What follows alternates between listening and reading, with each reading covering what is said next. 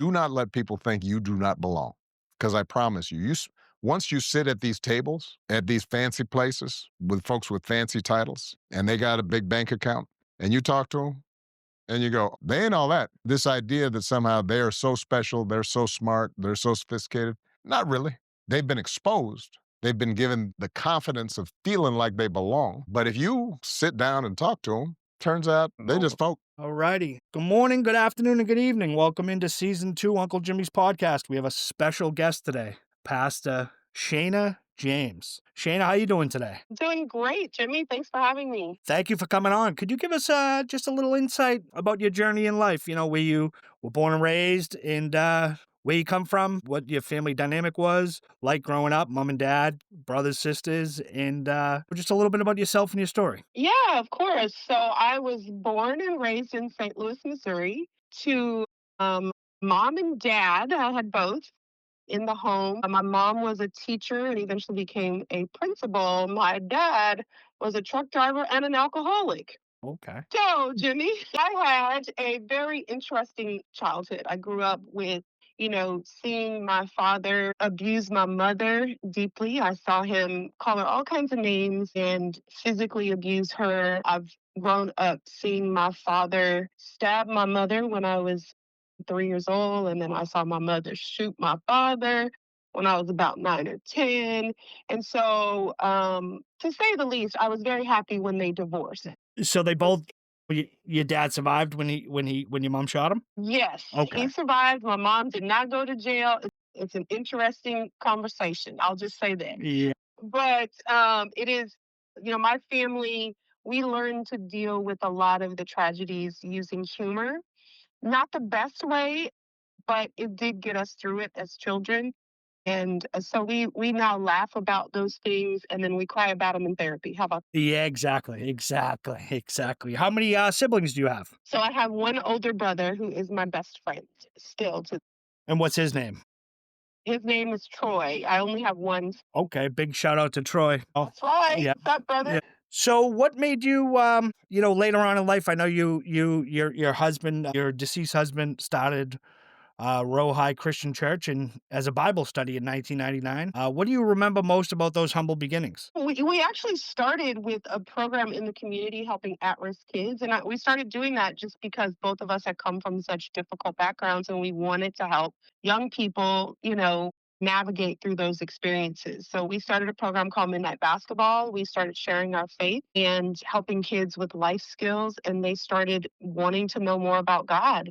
And so we started this Bible study to help them learn more about God. And then they said they didn't like the traditional churches. They didn't like to get dressed up. They didn't like the time of day they were. So we started a church that basically was for those young people. And that we started that church, the Bible study in 99, the church in 2000, and we've just celebrated 25 years. So many of those young people are now, pastors in our church, deacons, married with children. Their children are getting baptized in our church. So it's been a wonderful journey. That's awesome. It's almost like full circle there, when you've seen these at-risk kids to where they are today. And, a big thank you to you for, starting that program and, starting the church with your deceased husband.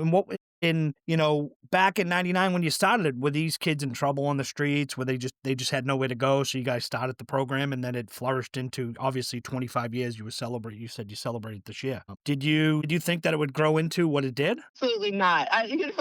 We kind of just started off thinking we were going to get kids off the street and give them a safe place to try to reduce crime in our community and to give kids new options. And we had kids who, very similar backgrounds to mine, or they were involved in gangs, or they had been involved with drug abuse, or lots of different things. And what we realized is a lot of kids just don't have hope. They don't people often think these kids know how to get somewhere, but most of the times you don't know how to change your life if you've never seen a life different. And Yeah. so we tried to become that difference for them. And we took them on trips like across the country to to visit the Washington D.C. and to see different schools. And we had many kids who never thought they would go to college. definitely didn't think they would go to college across country, but they had never been on planes. And their lives are so radically different because of exposing them to different things. And so,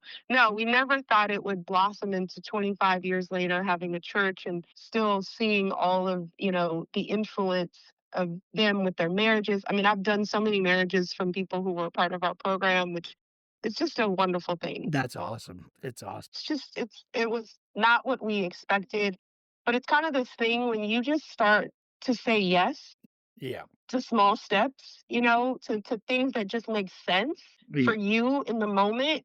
Sometimes it becomes purpose for you Yeah. long term. And it seems like that, you guys founded that out of love. You said, you came from, the dynamic of your mom and dad, and you wanted to give these kids an opportunity, and look where it is today. Like you said, you officiated some of their marriages. The kids are getting baptized. Like, just think of all the lives that you have changed. Think about that from 99 when you started to now. Did you think that the impact you were going to have, not just on these kids, but the community itself, would be as big as it is today? Absolutely not. We did not, we started with just who was in front of us Yeah. and one person at a time, you Yeah. know? Yeah. Nope. So I see that you hold a degree in electrical engineering. Yeah. Yeah. Yeah. I did a little background digging on you. So yeah. So If you found that. yeah. One of my questions is, and I think you already answered it, but how did you go from designing systems and engineering to shepherding souls? Man, so I really wanted to be a history teacher. My mom was a teacher and I wanted to be a teacher. And my mother told me, you can't do that because teachers don't make money. And I'm not sacrificing all of this for you to be struggling like I did. I said, okay, fine. Because I was good in math and science, and my brother was good in math and science. My brother was 7 years older. He went into industrial engineering at Georgia Tech. And then he put me in every engineering program for high school students we could find. And I fell in love with it. So I ended up going to Northwestern, getting a degree in electrical engineering, and then moving to California. And when I came to California, I moved out here, no friends, no family, only a job. And I was like, I need something. I can't do this. I was crying. I called my grandma crying. And she said, you need to find a church. And I was like, fine. And I literally went to a church and joined that church like the same day and met a person who later became my husband. And we started doing this work in the community. And what ended up happening was just we were seeing so many kids make this transition, and I was loving what I was doing with the kids more than I loved building technology. And, it's kind of crazy. I was literally in Silicon Valley in the 90s, as an engineer working in software on one side, and then I ended up doing some hardware work. And it was like, sometimes I look back, Jimmy, and I go, man, I'm sure I would have been, I was gonna I was gonna say you were working in Silicon Valley before Silicon Valley was cool, and now that's where all the money is, But instead of all that money, right? You got to think of it. You may not be rich, right, with monetary value, but you're rich with love in your heart, And that's tell you, I've never missed a meal. I've always had a roof over my head and I've always had transportation. So I can say I am wealthier than, most people in the world just because of that. So it was never a bad choice, yeah, even though, you kind of think something else. yeah, exactly. I've always been provided. Yeah, nope, and that's great. The same as me growing up here in Dorchester. I came from a family of 7, and mom and dad and, grandma and grandpa and aunts and uncles, everybody, we always did our best, but same thing, we always had a roof over our head, food on the table, For. and as I like to say, love in our hearts, So tell us a little bit about, I know it's tough, but that fateful day with your deceased husband, what Yeah, transpired? well, it was a normal day, as most days that are going to change your life are. I woke up that morning. My youngest was 2, my oldest was 5 at the time, and I hear this giggling and laughter. And I look over, and my 2-year-old is playing, kissy faces and doing Eskimo kisses with his dad. Yeah. And my husband said, you know what? I'm going to get the boys ready. You relax. You deserve it. Chill out. I got this. I'll get them ready. I'll meet you at church. And so I literally had this deep thought like, man, this is the most amazing life. Like, who could ever think of a life this amazing? Right. Got a man who loves me. He loves God. We've got a great family. We've got two amazing children. And I go to church and he preaches this powerful message. And then after he comes up to me and he says, hey, I feel like I gotta throw up. And I said, go take care of yourself. I'll check on you in a few minutes. You'll be fine. I took about 10 minutes talking to people after church. And then I went in the back where he was.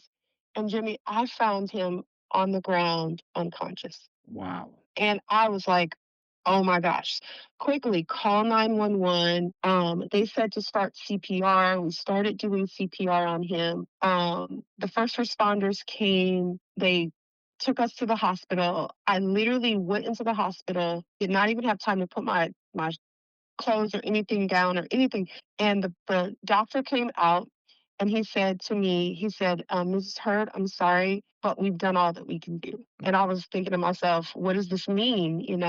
He says that your husband's passed away. Wow. And it was like bricks, right? Like everything in my world immediately changed in that moment. That's I can only imagine, you wake up that morning and it's like you just said, the greatest day. You have great, great man in your life, kids, everything's great. And then it all changes. After the passing of your late husband, you suddenly became a widow, a single mom, and a church leader all at once. How did you find strength in that season? I can only say it's God. I mean, it had to be something supernatural because my children, when you have children that are small like that, they don't have a concept. They're hurting Yeah. And how old were your and kids they at the don't time? Sorry, I didn't mean to interrupt. no, they were 2 and 5. My 2-year-old actually turned 3 2 days later after his dad passed, and then my oldest was 5. They require food every day. They require love. They require encouragement. And when I wanted to lay in the bed and pull the covers over and never come out, I didn't have that option. And I was so grateful that, some people say, well, maybe it's better when your kids are younger, better when it's older. It's never better. It's Yeah. always bad, Yeah. right? But it was good for God used the fact that they were younger to make sure that I wouldn't go into a state where I was immobile or grieving to the point of being unable to move. So I had to be responsible for them and I wanted it to be as painless for them as possible. Yeah. And then we had a grieving church. So that was our third child. We had the two that we birthed biologically, but our older child was the church. At the time, it was 7 years old and very fragile, Yeah, right? yeah. The church And and the community, because the church is essentially the community itself, yep, so there's a lot of yep, people, child. yeah, yeah, yeah, a lot of people that depended on the word of your late husband every Sunday, and sometimes probably Mondays through Fridays and Saturdays they probably called and needed advice Yep. and then, it's so tough. When many people might have stepped away under such weight, what made you step forward into leadership instead of crawling into bed, instead of giving it all up? What made you step up and become the leader of the church? It was the night he passed away, I couldn't sleep, and I literally just prayed, "God, what are we gonna do?" I was worried about finances, I was worried about the church, I was worried about the organization that we had started and all the young people, that we were serving. I was worried about everybody else but myself, honestly, and I just felt like a sense. So, I would probably say it was God speaking, other maybe not. It wasn't an audible voice, but I just felt this, you're supposed to take this on. You Yeah, can do this. And I didn't want to. Jimmy, I was like, oh, yeah, absolutely not yeah, you know and I remember that night having a conversation and praying and saying, okay, God, if you want me to do this, I will give it 1 year, but after that I'm out. I will just be the interim pastor, interim CEO. I'll be the interim everything except the full-time mom. Everything else is just interim. We're yeah, not doing this forever. yeah. And that interim moment has now lasted for 17 years. So I guess God knew better. No doubt about it. No doubt about it. Guys, built such a unique and special community, that, God stepped in your time of need, in the parish, in the church's time of need, and said basically to you, hey, you got to do it. You got to step up. You got to do it. Like you said, 17 years later, here you are, still the pastor, the CEO of the church, and it's unbelievable. And I know you've shared openly that leadership is often born in pain. How did personal tragedy transform your understanding of ministry and purpose? Well, I know I'm hitting you with some tough questions here. so, no, these are great questions. I think sometimes there are things that we've always wanted to do, for many of us that create or make. Maybe you're a little kid and somebody says, "What do you want to be when you grow up?" Right? Yeah. Like I told my mom I wanted to be a history teacher. Well, as a pastor, I do teach history. Right? No doubt about it. Yep. It's a little different. Just a little different. I think that for some people, we know our passion, we know what we want to do, and we go after it, and it functions and it works for us. And for some of us, it takes tragedy to kind of kick us into the place where we were destined to be. And for me, being a leader, I don't necessarily think I was prepared for it. There's no classes that you Yeah. take in high school on leadership one. You might serve into leadership capacities, but have you ever thought about how many times they make us serve in roles of leadership before anybody ever trains us for it?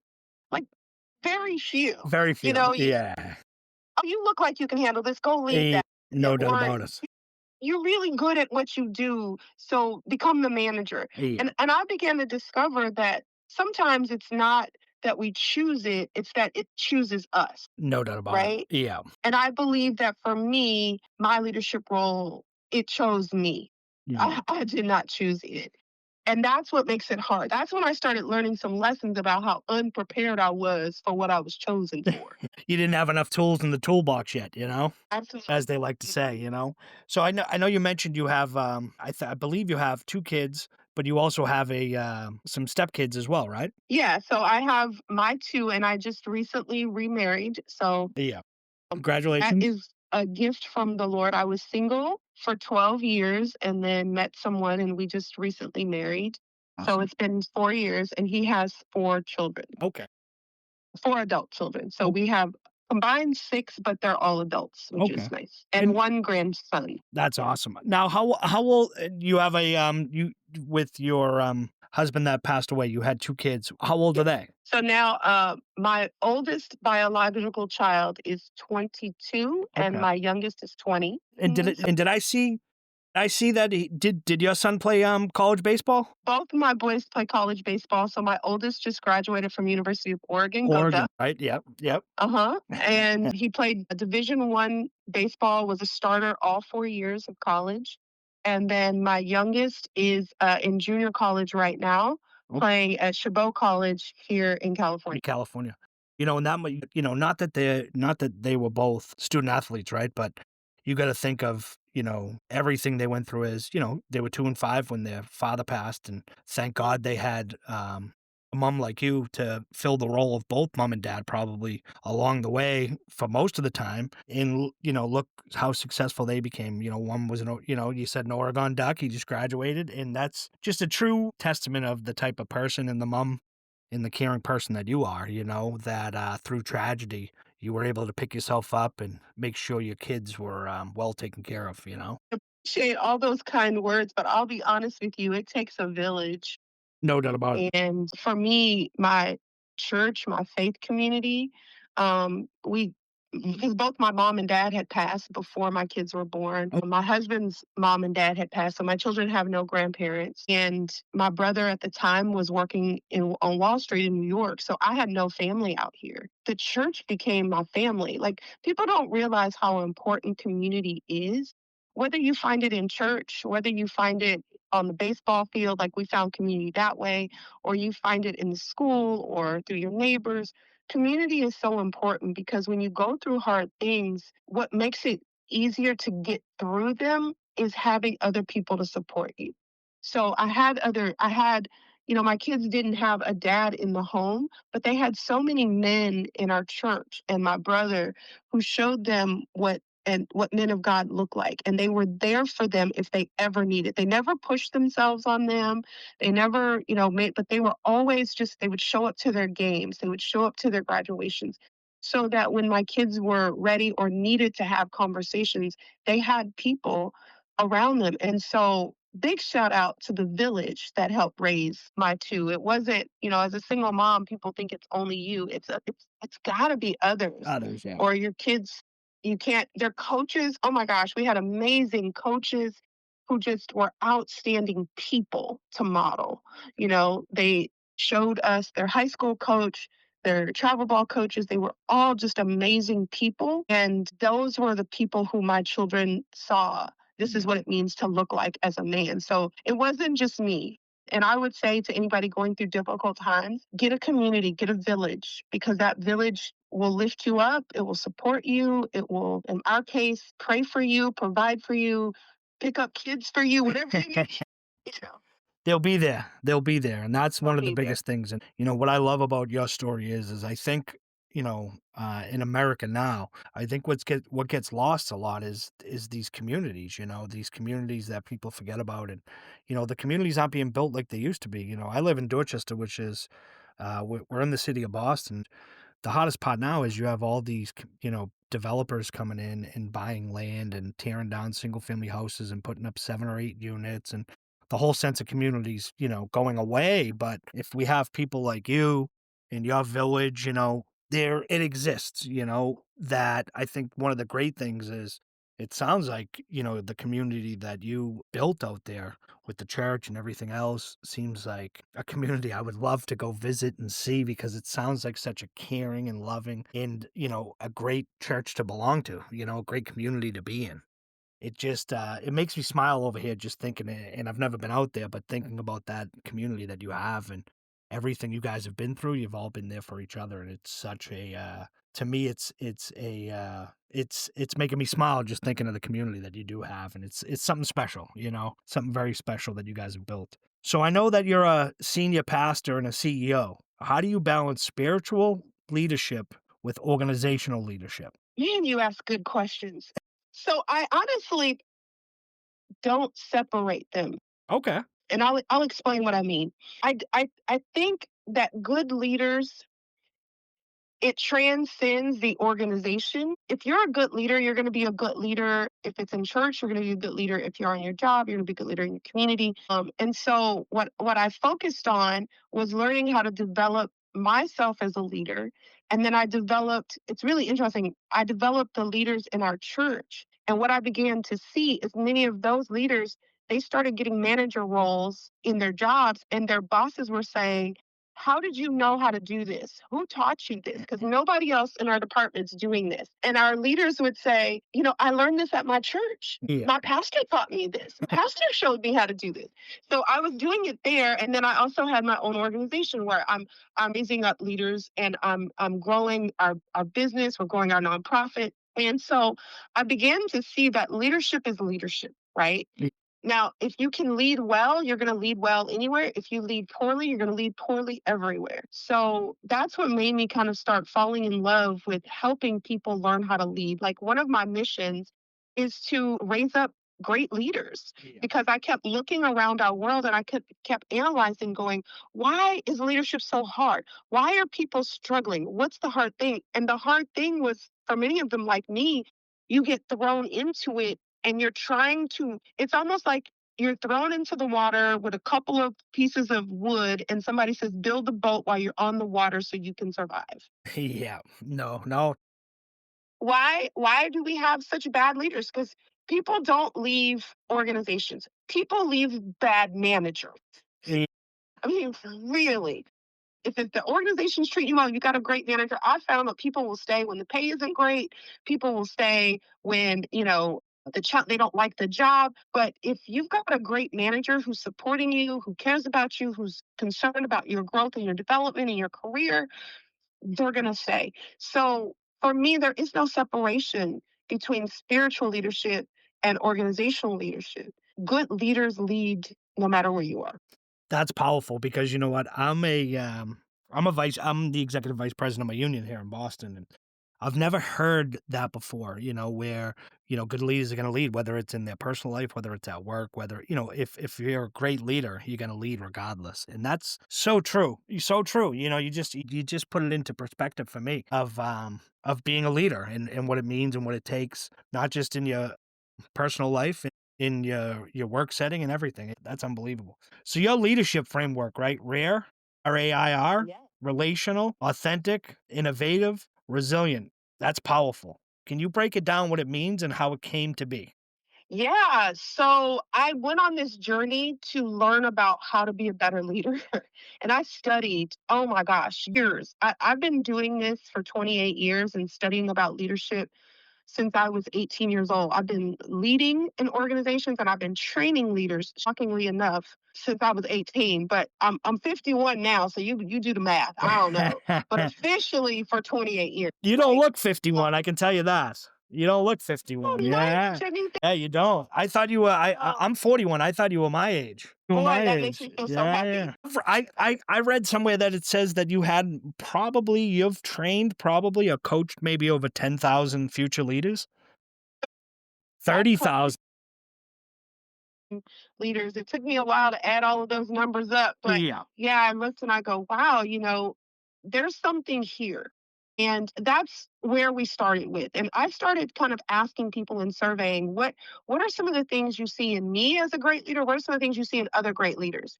And what makes them great. And there were four words that kept coming over and over and over again. It was that great leaders are relational, they're authentic, and they're who they are. We don't feel like we, have to worry about are they telling us the truth or not because they're just authentic to who they are. They're honest, they're innovative, they can problem solve well, and then they're resilient. And I, kind of took some time and after having all these conversations and pulling all this together, I thought what makes a great leader is that they're rare. Rare. Yeah. R.I.R. They're different. They're not like everybody else. To be relational means I've got to be able to communicate well. I've got to be able to talk and encourage and build up and build trust, which a lot of people don't realize that trust is something that you can build, Yeah. right? Which means if I can build it, if I know the process to build it, I can gain trust from people and they'll follow me. So you got to be relational. You've got to be authentic. You've got to be able to solve problems innovatively, especially in our world today. And because so much change keeps happening, I mean, COVID showed us, if nothing else, change is going to slap you in the face, and you got to figure out how to do your job, how to move your organization forward, how to move your staff forward, your team forward, your family forward, yourself forward. And a huge part of that is learning how to be resilient, which is another skill that can be developed. No doubt about it. That's unbelievable. I love that. Rare. It's something different, something that you don't see in leadership, you know? So next question. I know you've walked through widowhood and now have a beautiful blended family. How have those seasons shaped your faith and leadership voice? So with a blended family, how has those seasons shaped your faith and leadership voice? Blending a family is probably one of the hardest leadership roles that I've had to take on with my husband Yeah. because my boys were 14 and 16 when we decided to marry, and his children were a little bit older, but still like 17 to say 28 at the time. Okay. And so these are not people who are just going to go idly by and say, yes, we're going to follow you, mom. Do that thing. Yeah. My kids were like, absolutely not. We don't like this. We don't want this to happen. We don't know him. We don't like him. We don't want him. Yeah. And my husband's really good about that. He's going to hear this and he's okay because he knows it's true. Yeah. But one of the things that my husband and I did, and I will say marrying someone who's a great leader helped because we realized our role was to lead our family through this. Oh. And his role for my children was to show up and be consistent, consistently be who he is so they can have a chance to see that he's not going anywhere. They lost one parent and they don't know if this is going to last forever, right?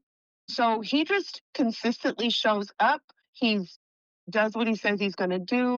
He's there for me. He shows up to their events. He's there for them. And that it's easier now. 4.5 years later, the kids are more comfortable with him. Yeah.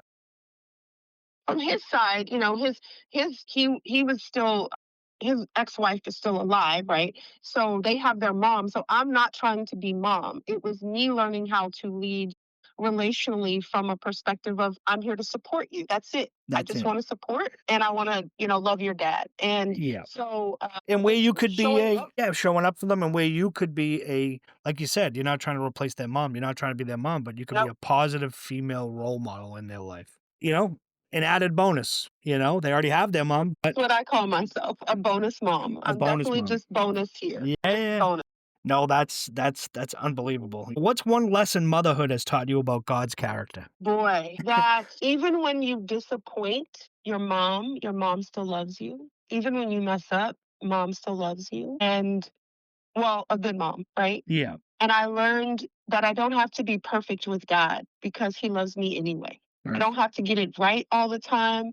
I don't, sometimes growing up in the church, it's all about doing the right things. Yeah. And I've learned that some of us carry that because we have parents who berate us if we do something wrong, right? Yeah. And what I've tried to implement with my children is because it's true, it doesn't matter what they do, I don't stop loving them. That doesn't change. Maybe we don't all know how to show that all the time, but as crazy as they can get, as wild as they are, as many silly things as they have said and done, I don't stop loving them. And I'm never going to stop. And they just know I'm not going to stop loving them. And I feel like that's how God loves me and that's how he loves others. Is we think he's like this big hammer want to come down and beat you up when you do wrong. Yeah. When in fact, God is a father, a loving father, a good father who's just like, I'm here for you when you do. Like, hey, let's just talk about it. Yeah. It's going to be okay. I got your back. We're going to figure it out. And I've seen from my children how it's giving them courage to try stuff when they know it doesn't matter if they fail, they've still got support. So my kids, they shoot for the moon. And I love that about them. That's awesome. That's awesome. So I know you often speak about authentic leadership.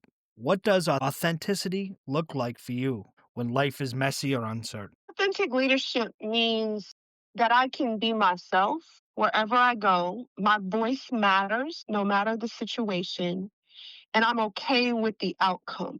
And what I mean by that is the people that I've coached over 30,000 people and really or trained them. And one of the things that comes up, it's not the main one, but one of the top things that comes up a lot is there's a fear to be me when I'm in my organization because I might lose my job or they're not going to listen to me or I don't really have value. And I have this thing that I say, we've all been created with a unique personality. And I'm a DISC behavioral consultant, which means that I analyze behavior based upon personality, and we use that to shape performance, right? Y- And communication.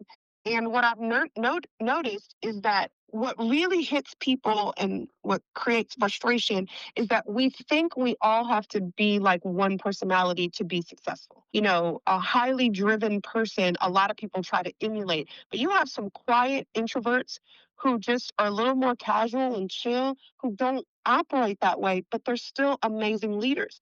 And we lose value in organizations when we say everybody be like this. Yeah. And I think we lose value in our culture and in our world when we say everybody has to be like this. No doubt about You can be you can respond the way that you choose. We can have differences of opinion, but the idea is that everybody has a value and everybody, especially in an organization, if you're getting paid to be there, you're already professional. it. Yeah.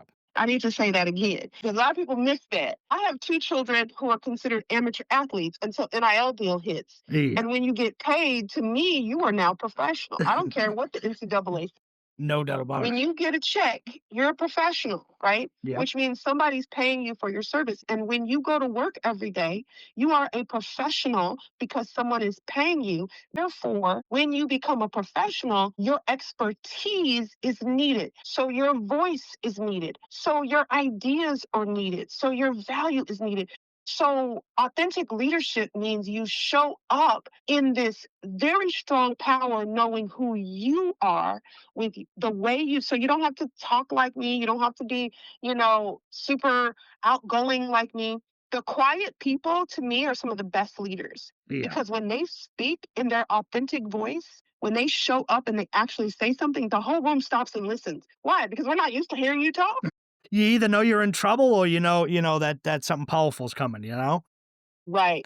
So I know you describe your church culture as real, change, now, and go. How do Mhm. those words shape the heartbeat of, is it Roe High?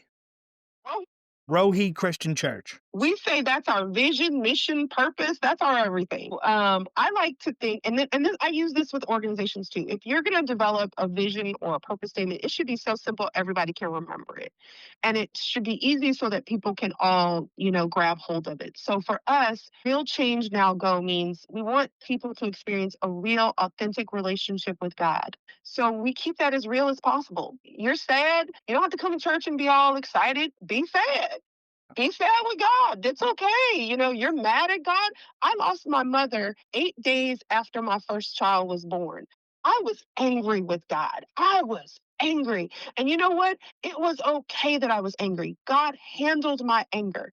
And God, I never saw anywhere in scripture where it says you can't, ask God why, or you can't be mad at God. He loved me so much. He loved me through that anger, right on back into a place of love with him.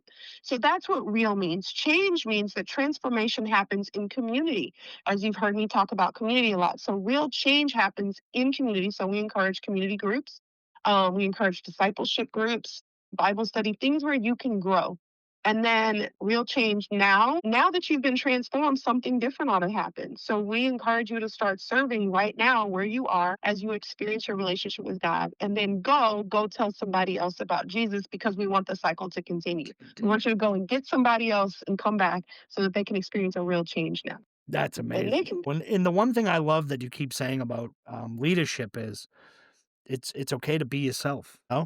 To be yourself, because I think a lot of people, when they do get into leadership roles, they change. They change who they are, and like you said, being authentic and being yourself, it's real. It's powerful. I know you say resilience is. I know resilience is a major theme in your story. How can leaders build resilience before crisis hits? Okay, so how do you build resilience? That is what people pay me for, Jimmy. Okay, but I'll tell you.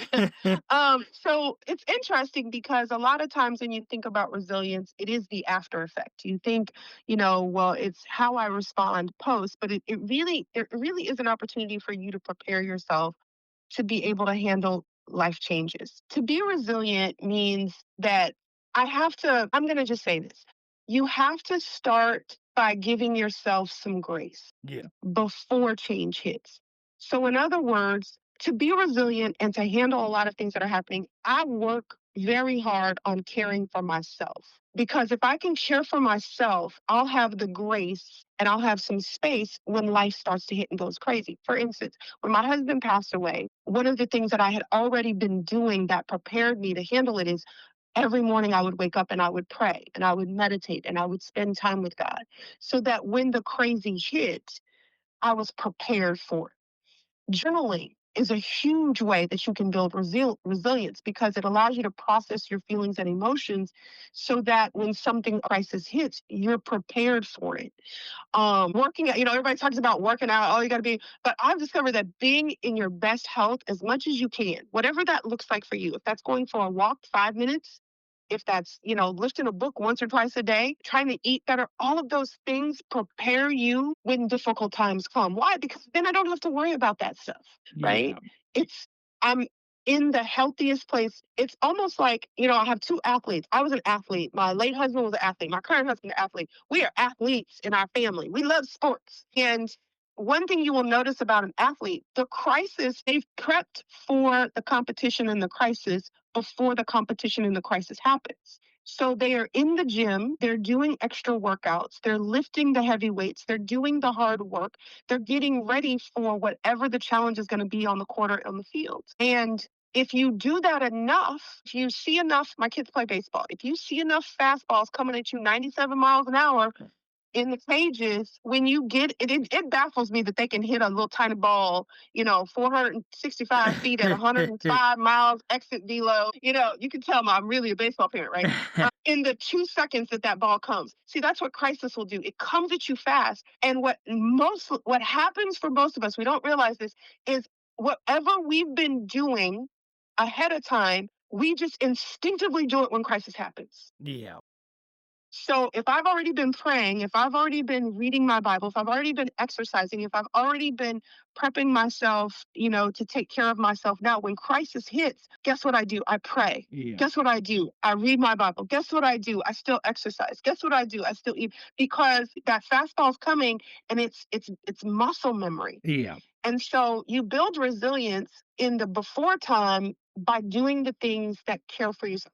Wellness, caring for your body, giving yourself a break, resting. Do you know what I do, Uncle Jimmy? What do you do? I take a day off every week. Okay. I do whatever relaxes me, recharges me, or refreshes me. Sometimes that's nothing, sometimes that's shopping. Yeah, yeah, yeah. Now is it the same day every week, or do you switch it up, or Every week. If okay. you ever try to schedule something with me on Monday, you will not get me. I Okay. don't do Mondays. I'm unavailable. Yeah. And it's because Mondays, I've found this principle. If my battery is running low, guess what everybody around me gets? They get me yelling, they get me Yeah. screaming, they get me frustrated. I was a single mom and my kids taught me this. I was doing everything. I wouldn't sit still, pastoring, running a business, 2 kids in sports, homework, all this stuff. And they went away on a church retreat and it was like 5 days, 4 nights. And I was like, what am I going to do with myself? And my amazing brother sent me away to a place to get some rest. It was a really great facility. They cooked for you, everything was amazing. I came back within 5 minutes of coming back and picking my kids up from that retreat. My kids said, where did you go? And I was like, why would here? Why do you ask? Wherever you went, you need to go there more often because you are so much nicer. You're so different. And I was like, okay, that's it. Yeah. We need to create spaces where I rest more so that I can show up to be the best. So resilience is really to prepare for resilience is to be the best version of you each and every day. Each and every Now, day. once you're in those situations, we do other things to prepare you, to help you. But ultimately, it's muscle memory. It's what No. you do before. Yeah. No, and that's great. One of the biggest things that I did like that you stress is that, a lot of people don't think it's, they don't take that time for themselves, like, oh, I can't rest or I can't take the day off or I can't, sleep in a little extra because I got to do this or I got to do that. But it's okay. You're hearing Pastor Shane is telling you it's okay. You can take a little break. You can take a little break, because, and still I love to hear you talk about your brother, Troy, because it sounds like he's such an amazing man, a very, when you speak of him, I can hear the how proud you are of him, in the closeness that you guys have of, being siblings, but also being strong influence in your life as well, So I know you've led conferences like Arise for Women. What inspired that Mhm. movement, and what do you hope women take away from it? That was an amazing conference. And I actually do go out and speak at a lot of other women's conferences. And the basic theme for women, I think, right now is that they do have a purpose, they do have value, and it's now. And here's my biggest thing everywhere I go, I tell them this: no more excuses. Yeah, Because women, I can't speak for men, but I will tell you as a woman, we will find every reason why we shouldn't. My kids, oh, my kids are little. When my kids get older, now that they're older and they're out of house, but I'm older. I don't have the energy. I don't have the, like, I hear every excuse under the world, under the sun, as to why we cannot get up and just say yes to what we believe God may be calling us to do. So I have a book. It's called Nevertheless Yes. And it's based upon that principle when Jesus was in the garden and he was facing something very difficult, which was going to the cross and dying. He didn't want to do it. And I just want to say, I didn't want to do half the stuff I'm doing either. But when you say yes and just do it, just no more excuses, go after it. It's almost like this. To begin the life you've always known you could have, you can't get it unless you start telling yourself, yes, I can. Yes, I can do this. No more excuses. We're going after it. So many times we talk ourselves out of it. And I think as women, we have so much guilt, as women yeah, about how I'm not good enough or how I'm not, I don't look a certain way or I don't cook all the time. My kids will tell you, my kids, they mean it very seriously. They are like, you never cooked. You are horrible. We never got, and I was like, I did the best I could. They Ye- didn't understand about everything that was going on, but that weighed on me. Jimmy, that weighed on me because I was like, oh my gosh, I'm destroying my kids because I don't make healthy meals every day. Yeah. And the truth of the matter is that that wasn't the case. They came out just fine. And that's powerful, like you said. And it's funny, because not funny, but the next question I was going to ask you was, what advice would you give to young leaders, especially women, stepping into spaces where they feel unqualified or unseen? And you already answered it. You said no excuses, and that's the biggest thing. No excuses. And I think a lot of people, even men too, they, when leadership roles or roles come up that they would like, they always use that excuse. There's always an excuse for something. My dog, like, you remember as a kid, the teachers used to say, oh, what the dog eat your homework? Everybody always had an excuse, but I love that. No excuses, and you got to start. You got to start where you are. You got to start right where you are. And oftentimes, like when you started the midnight basketball games, you were saying, one of the things I think of often is that you and your late husband went out and you met the kids where they were. You got to meet people where they were, where they are in life. And you went out, and think about it, 25, 26 years later, you're still shaping and molding, young kids now that are young adults that are having families. And that's because of you and your late husband and the legacy that you guys started. It's truly, it's unbelievable, and looking ahead, what's your prayer for the next generation of faith-driven leaders? I think my prayer is we're in a culture where walking out your faith is not necessarily as popular maybe as it was, 50, 60 years ago. And I think that it's important for the people of faith to just focus on what's the one little thing I can do right now. Yeah. I can't worry about everybody else. I can't worry about like even if you like feel like you're called to do some major movement to change the world, which I hope so many people are, you still have to start small. I'm going to tell you this. I'm going to use a little illustration. It's a little off the question, but I think it makes the point. I was an awful writer because I was an engineer. Engineers don't write. I hated writing. Didn't want to write. And my high school English teacher, Sister Mary Dennis, God rest her soul, she's in heaven, made me learn how to write. And I hated that woman for that. Yeah. And there was a point in my life. First of all, I write at least 10 pages every week because I write sermons. But that's another story. But she taught me how to do it. But I wanted to write a book. And I thought I didn't really want to do it, but I said I feel like this calling to write this book. So I would start small by just writing, right? Just writing what I had. And then the first book, I just gave it all that I had. And I said, forget this. I'm going to write for 6 weeks and whatever comes out, comes out. That's the no more excuses, right? Yeah. And I did. And I published my first book. Well, then I said, I want to be a bestseller. But I didn't write for like 6 years. So you can't be a bestseller if you don't write. Yeah.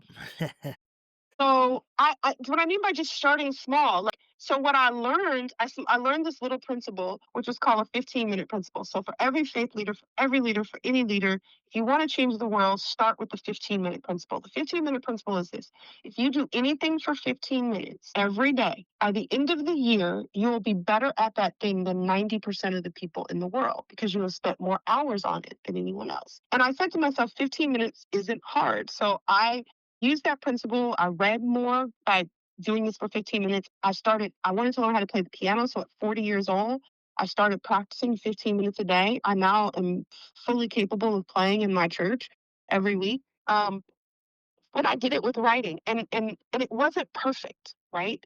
So you're gonna do stuff and you're gonna start and it's gonna be hard and it's not gonna be perfect and you're gonna be like, oh well, why should I do it? Because it's not perfect. You do it because it's about the process. And so now I've written 7 books and this last book finally became a bestseller. Yeah. You know why? Because I didn't stop doing the little things every day to get to that point. Now, where can people purchase the books? I know you said you had 7. It's funny to hear for someone that didn't like to write has published 7 books. You tell me about it. I keep going, well, how did we get here, God? But here we are. So you can find my books on Amazon, or you can go to my website, which is shanajamesconsulting.com, and you can find my books there or /fix. But if you just go to Amazon, fix the leadership problem, it'll come up, or Google, put my name in, my books will come up. It's I'm not hard to find. Perfect. Yeah, and for everybody that's listening, You will see some links I'll put up on my social media pages where you can go to the book as well, But I just want to thank you so much, Pastor. It's been such an eye opening experience speaking to you and hear your story. I just want to take a minute to express my deepest gratitude to you. You are more than a pastor, you're an author, a CEO, a visionary, and a true leader. But what inspires me most is the way you pour into the next generation, shaping minds and hearts with wisdom, love, and purpose. You're transforming the world one life at a time, leaving a legacy that will echo for generations to come. Thank you for walking in your calling and inspiring us all to do the same. And I truly mean those words. And I would just ask you, Pastor, before we left, if you wouldn't mind just leading us in a little prayer, if you don't mind, if that's okay with you. Thank you for, first of all, your words were so powerful and encouraging. And I thank you for this platform that you have to allow people to share their stories. So I'm going to just start by praying for you and then praying for your listeners. So, Father, I thank you for Jimmy and I thank you for this beautiful platform that you've given him to release such positivity in the world right now. I thank you, God, because I pray that the stories of those that he interviews, that God, they would resonate with someone, that they would encourage someone, that they would shape someone's life and let them know that they can do it too. The point of stories is just to allow you to see yourself in them so you can realize how you can come out too. And I thank you for Jimmy for giving us that opportunity. And I pray, Lord, for those that are listening, for those that maybe don't have a great relationship with you, that God, they would just try just a little bit each day to find out more about you. And for those who do, that they would try a little each day to get closer to you. So thank you, God, for this moment. Thank you for this time. And I pray blessings over everyone listening, but double portion blessings over Jimmy for this wonderful platform he's created to share the stories of what God's doing in our life. In Jesus' name. Amen. And I appreciate those. I appreciate that prayer. It's powerful, and I appreciate your time. It means the world. And, I loved what you said. Just even if it's just one person that this resonates with, we've made a change. We've changed one person, and your words are truly inspiring. And like I said, I can't wait to maybe follow up with you in a year and see how everything's going. But, don't be surprised one day if Uncle Jimmy shows up at Roe High Church, because I would love to see the community out there, and I would love to just see what you guys have built, and because it's inspirational, it really is. I grew up in St. Anne's Church, St. Anne's Parish, here in Dorchester, and it's a special community that I love, and I've never left. 41 years I've been here, but it seems Wow. like the community that you have built out there is just as special as where I am, and I would love to come out and see it one day. So like I said, maybe one day I'll just show up at the doorsteps of Rohi Church and I'll introduce myself. So We would love that. You're always welcome to come. You're always welcome. Come to San Jose anytime you no doubt about it. And I would just like to say, as I end every podcast, peace and love, Uncle Jimmy out.